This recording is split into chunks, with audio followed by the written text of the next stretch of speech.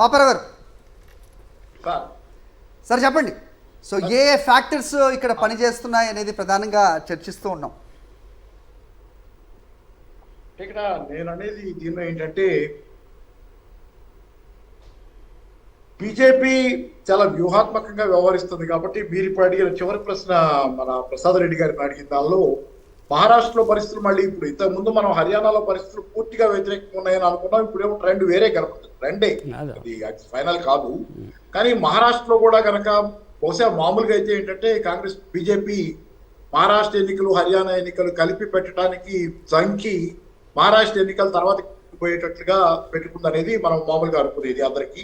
కానీ ఇప్పుడు అది అది అది సంకటమేమో కానీ ఇది కాంగ్రెస్ అది దానికి కలిసి రావటమేమో కానీ వేరే పెట్టడం ఎన్నికలు ప్రస్తుతానికి కాంగ్రెస్ పార్టీకి చౌదప్పి కన్నులోకి పోయినట్టు ఒకవేళ హర్యానాలో ఓడిపోతే ఈ పాఠాలని కనుక తీసుకుని కనుక హర్యానాలో అది మహారాష్ట్రలో అది ముందుకెళ్తే ఈ పాఠాలు ఏ పాఠాలు అయితే అంతకుముందు 3 ఎన్నికలు నేను చెప్పాను, రాజస్థాన్, మధ్యప్రదేశ్, ఛత్తీస్గఢ్, ఇప్పుడు హర్యానాలో జరిగిన లోపాలు ఇవన్నీ సర్దిద్దుకోవడానికి 1 నెల టైం అయినా ఉంది. కాబట్టి దాన్ని సర్దిద్దుకుంటే మహారాష్ట్రలో వాళ్ళు బెటర్గా ఉంటారు. కాంగ్రెస్ పార్టీకి వచ్చిన అవకాశం లేకపోతే ఇది 2 చోట్ల కలిపి పెడితే కనుక అక్కడ ఎట్లా ఓట్లు చీల్చేవాళ్ళు అనేది చెప్పలేము. మహారాష్ట్రలో ఏ విధంగా బీజేపీ మళ్ళీ ఓట్లు చేర్చడానికి ఏ వ్యూహం చేసేది అనేది ఇప్పుడే చెప్పలేము.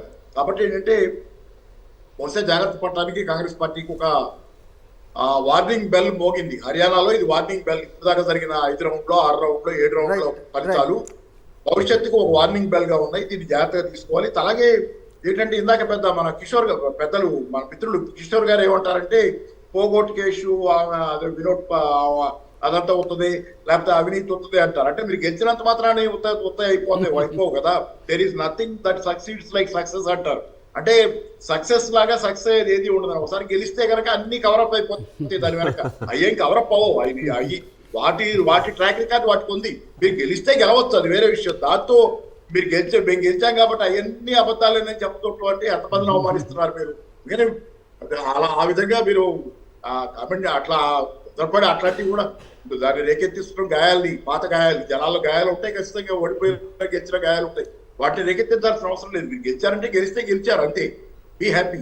అంతేగాని మొత్తం ఏమీ జరగలేదు అంతా వీళ్ళంతా అబద్ధాల కూరలు అనేది ఆ విధంగా కామెంట్ చేయకపోవడం తప్పు. మేము అది నిజం అబద్ధం అనేది అది చర్చలో చేయాలి. ఇంత ఎందుకు అసలు ఆ అమ్మాయికి అంత అవసరం ఉంది? అబ్బాయి పొగొట్టు ఇంత అవసరం అమ్మాయికి ఏమొచ్చింది? ఇంతకాలం పాటు ఇట్లా వచ్చి కాంగ్రెస్ పార్టీలో ఇంత అవసరం, ఇంత పెద్ద లాంగ్ డ్రెస్ రిహార్సల్, ఇంత నాటకం ఎంత అవసరం అమ్మాయికి? అట్లా మాట్లాడడానికి వీల్లేదు. అక్కడే డిప్పులు ఏందే పొగరాదంటారు. సరే నేను ఎవరి మీద ఆరోపణలు చేయటల్లా, ఆరోపణలు చేయకపోయినా మీరు అంత తేలిక కొట్టేస్తే ఎట్లా దాన్ని గెలిచాం కాబట్టి అన్ని మా రైట్ అది కాదు. అది పక్షపత్తు కూడా కాదు. ఎవరికైనా అవినీతి అన్ని పార్టీలో ఉంది సార్. నేను చెబుతున్నా కదా, పార్టీ కాదు. అలాగే డేరా బాబా విడుదల చేయటము, డేరా బాబా ఎన్నికల్లో బీజేపీని సమర్థించమని దాని అనుయాయులకి విజ్ఞప్తి చేయటము, డేరా బాబా దళిత వర్గాలకు చెందిన వ్యక్తి కావటం, ఇవన్నీ కూడా మరి ఏమైనా హెల్ప్ చేసి చూడాలి. ఆ ఎండ్ రిజల్ట్ మరో చర్చకి తెరలేపుతున్నారు ప్రసాద్ రెడ్డి గారు. డేరా బాబా అంశం కూడా ఆయన తీసుకొస్తున్న అంశం ఇవన్నీ వర్కౌట్ అయింది అనే విధంగా ప్రస్తుత ట్రెండ్స్ మనం ఇంతకు ముందు చూసాం. ప్రసాద్ రెడ్డి గారు కూడా మాట్లాడారు. స్టార్టింగ్ నోట్లో కన్ఫ్యూజన్ గా ఉంది, అక్కడ ఒక నంబర్స్ కనబడుతున్నాయి, మనకు వచ్చే ఇన్పుట్స్ వేరేగా ఉన్నాయని. బట్ సాక్షి చెప్తున్నట్టుగా మారుతున్న ట్రెండ్సే ఇక్కడ గంట సేపటి నుంచి కూడా అదే కనిపిస్తోంది. బీజేపీ క్రిస్టల్ క్లియర్గా ముందంజలో ఉన్న పరిస్థితి హర్యానాలో ఉంది. అలాగే అటు జమ్మూ కాశ్మీర్లో చూసుకుంటే కనుక 90 స్థానాలకి 49 స్థానాల్లో ఇక్కడ ఐఎన్సీ అలాగే ఎన్సీ, పీడీపీ 5 స్థానాలు, బీజేపీ 27 స్థానాలు. ఇక్కడ ఇంకో ఇంట్రెస్టింగ్ పాయింట్ ఏంటంటే అదర్స్ 9 ఎవరైతే ఇండిపెండెంట్ ఉన్నారో వాళ్ళు ఎవరు జమ్మూ ప్రాంతంలో ఒకవేళ వాళ్ళు గెలిస్తే కనుక వాళ్ళు బీజేపీకే వాళ్ళు బలపరిస్తే బీజేపీని అక్కడ కూడా హంగా లేదంటే ఉత్కంఠభరితంగా ఇది టర్న్ అయ్యే అవకాశాలు కూడా ఖచ్చితంగా కనిపిస్తున్నాయి. సో ఇప్పుడు అంటే 2 విషయాల మీ దగ్గర నేను క్లియర్గా చెప్పదలుచుకున్నా. ఒకటి, ఇప్పటిదాకా బీజేపీకి సంబంధించిన పెద్దలు మాట్లాడుతూ ఈ సాగు చట్టాలు అనేవి తెలంగాణ ఎలక్షన్స్లో కూడా ప్రభావం చూపలే కదా అనే విషయం మాట్లాడుతూ ఉండే. తెలంగాణలో జరిగిన ఎంపీ ఎలక్షన్స్ అప్పుడు జరిగిన విషయాలన్నీ అందరికీ తెలిసిన విషయాలే. ఇక్కడ టీఆర్ఎస్ పార్టీ ఏదైతే ఉందో కంప్లీట్గా సరెండర్ అయ్యి బీజేపీ సపోర్ట్ చేయడం వల్లనే ఈరోజు 8 సీట్లు వాళ్ళు బీజేపీ వాళ్ళు గెలుచుకోగలిగారు. అది వాస్తవం. బీజేపీ వాళ్ళు కంప్లీట్గా ఇప్పుడు నా మహబూబ్నగర్ నియోజకవర్గానికి సంబంధించి టోటల్గా నా నియోజకవర్గం దేవరకద్రలో నా ఎలక్షన్స్ అప్పుడు బీజేపీకి దేవరకద్ర నుంచి 13,000 ఓట్లు పడితే సెంట్రల్ కేంద్ర ఎన్నికలు వచ్చే వరకు 80,000 ఓట్లు. అంటే అవన్నీ టీఆర్ఎస్ ఓట్లన్నీ కూడా వాళ్ళు కంప్లీట్గా సరెండర్ అయిపోయి బయటకు వచ్చి బీజేపీకి ఓటేయండి అని చెప్పడం వల్ల అవి పనిచేసిన వాడు గెలవగలిగినాడు తెలంగాణలో. సో అదేవిధంగా ఈరోజు మహారాష్ట్ర విషయానికి వస్తే కూడా ఈరోజు బీజేపీ వాళ్ళు ముందు నుంచే ప్లాన్ చేస్తూ ఉన్నారు. బీజేపీ వాళ్ళు ఇప్పుడున్న ప్రస్తుతంలో ముఖ్యమంత్రితో కలిసి పెద్ద ఎత్తున మళ్ళీ అధికారంలోకి రావాలనే ప్రయత్నం చేస్తూ ఉన్నారు, కానీ అది జరగకపోవచ్చు. ఎందుకంటే అక్కడ నేను ఇప్పటిదాకా రిపీట్ చేస్తా ఉన్నా, మళ్ళీ మన ప్రధానమంత్రి గారు మహారాష్ట్ర ఎలక్షన్స్ 5 అక్టోబర్ రోజు పోయి తెలంగాణలో రైతు రుణమాఫీ జరగలేదు, కాంగ్రెస్ వాళ్ళు అక్కడ మాట ఇచ్చి మాట తప్పిరని చెప్పేసి అక్కడ అబద్ధం ప్రచారం చేసిన విషయం మనం ఇక్కడ చర్చించుకోవాలి. సో నేనేమంటా ఉన్నా అంటే ఇప్పుడు బీజేపీ వాళ్ళు ఏం చేస్తా ఉన్నారు, అక్కడ మహిళలకు 2,500 రూపాయలు ఇస్తామని చెప్పేసి ఏదో ప్రకటన చేసేసి ఇప్పుడే ఒక 1,000 రూపాయలు 1,500 ఇవ్వడం స్టార్ట్ చేశారు. అంటే వాళ్ళకి ఆల్రెడీ భయం స్టార్ట్ అయింది అక్కడ ఓడిపోతామనే ఆలోచనతో. గురించి మాట్లాడకుండా మీరు తెలుగుగా మహారాష్ట్ర నేను వస్తున్నా.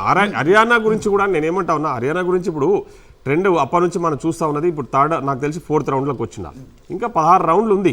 ఎందుకంటే ఫస్ట్ మేము లీడ్లో ఉన్నాం, ఇప్పుడు బీజేపీ వచ్చింది. మళ్ళీ రాంగ మాకు పూర్తి విశ్వాసం ఉంది ఏంటంటే హర్యానాలో మేము పూర్తిగా మెజార్టీ వచ్చే అవకాశాలు ఉన్నాయని చెప్పేసి నేను అనుకుంటా ఉన్నా. ఎందుకంటే ట్రెండ్ చేంజ్ అయ్యే అవకాశం ఉందని భావిస్తాను. ఊర్లలోకి పోయేవరకు, ఇప్పుడు రూరల్ ఏరియాకి పోయేవరకు మాకు అవకాశం ఉండొచ్చు అని మేము, ఎందుకంటే ఇప్పుడు సైనికులు కానీ రైతులు కానీ అదేవిధంగా ఎవరైనా కూడా ఊర్లలో ఎక్కువ నివాసం ఉంటారు. కాబట్టి ఇప్పుడు ఓట్ బ్యాంక్ చేంజ్ అయ్యే అవకాశం ఉంటుంది. రాంగ రేపు పొద్దున ఇంకా ఇంకా 1 అవర్ తర్వాత మనకు క్లారిటీ వచ్చే అవకాశం ఉంటుంది. ఇప్పటికిప్పుడు మనము బీజేపీ ఫుల్ మెజార్టీ వచ్చి గవర్నమెంట్ ఫామ్ చేస్తుందని అనుకోవడంలో ఏమాత్రం కరెక్ట్ కాదని నా అంచనా. అదేవిధంగా జమ్మూ కాశ్మీర్ విషయానికి వస్తే, జమ్మూ కాశ్మీర్లో ఎన్సీ తర్వాత కాంగ్రెస్ ఫుల్ మెజార్టీ 49 సీట్స్, ఇప్పుడు ఇంతకుముందు 48 ఉండి ఇప్పుడు 49కి వచ్చింది. ఖచ్చితంగా నాకు తెలిసి ఆ ఇండిపెండెంట్ 9 కూడా వాళ్ళు జమ్మూకి సంబంధించిన వాళ్ళు, అంటే మన దగ్గర అయితే క్లియర్ కట్ ఇన్ఫర్మేషన్ లేదు, వాళ్ళు జమ్మూలో ఉండొచ్చు, కాశ్మీర్లో కూడా ఉండొచ్చు. కాబట్టి సో ఇప్పటికైతే మాకు అక్కడ ఫుల్ మెజార్టీ ఉంది. అంటే గవర్నమెంట్ ఫామ్ చేయడానికి పూర్తి స్థాయిలో మాకు మెజార్టీ స్పష్టంగా కనిపిస్తుందని చెప్పి తెలుస్తా ఉంది. అంటే జమ్మూలోను 9 మంది ఇండిపెండెంట్లు కూడా బీజేపీతో కలవచ్చు అని అనుకున్నారు. నిజానికి వాళ్ళు బీజేపీతో పోటీ పడి నెగ్గుంటారు.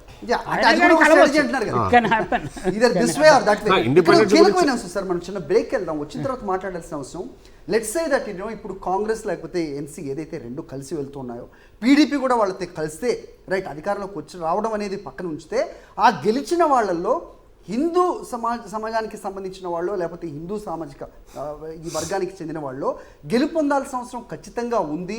ఎందుకంటే ఎవరు విక్టరీ సాధించినా ఆ లోపల అన్ని వర్గాల ప్రజలు రిప్రజెంటేషన్ ఖచ్చితంగా ఉండాలి, లేదంటే ఒక వైపుకే వెళ్ళే అవకాశాలు ఉంటాయి నిర్ణయాలు అనేది కూడా చాలామంది సీనియర్ జర్నలిస్టులు కావచ్చు. మైనారిటీ వర్గానికి చెందిన వారికి కూడా ఎమ్మెల్యే సీటు ఇవ్వని పార్టీ 2 సార్లు అధికారంలో ఉందండి. మీరు ఆ విషయం మర్చిపోవద్దు. అంటే మీరు చెప్పిన దాన్ని వ్యతిరేకించట్లేదు, కానీ వాస్తవాలు గమనించాలన్నా యూపీలో ఒక్క మైనారిటీ వర్గానికి చెందిన వారికి కూడా ఎమ్మెల్యే సీటు ఇవ్వలేదు. నెగ్గటం ఓడిపోవడం సరే, అసలు సీటే ఇవ్వలేదు. రైట్, బట్ జమ్మూ కాశ్మీర్ని ప్రత్యేకంగా చూస్తుంటాం కదా, ఖచ్చితంగానండి రిప్రజెంటేషన్ ఉండాలి, ఖచ్చితంగా ఉండాలి.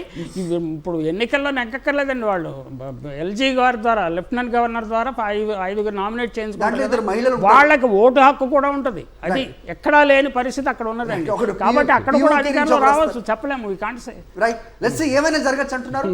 హర్యానాలో అయితే క్లియర్ గా బీజేపీ ముందంజలో ఉంది అనేది ప్రస్తుతం ఇప్పటి వరకున్న ట్రెండ్స్ ప్రకారం. బట్ ఇది మారే అవకాశాలు కూడా లేకపోలేదు అనేది కాంగ్రెస్ నుంచి ఆశావాదం అయితే ఒకటి వినిపిస్తోంది. ఏం జరుగుతుందో కాసేపట్లోనే తెలియజేసే అవకాశం కనిపిస్తుంది. అలాగే ఎలక్షన్ కమిషన్ కూడా ట్రెండ్స్ ఏ రకంగా ఉన్నాయి అనేది కూడా అఫీషియల్గా చెప్పాల్సిన పరిస్థితి, అది కూడా కాసేపట్లో ఉంటుంది అనే అంచనా కూడా ఒకటి వినిపిస్తుంది.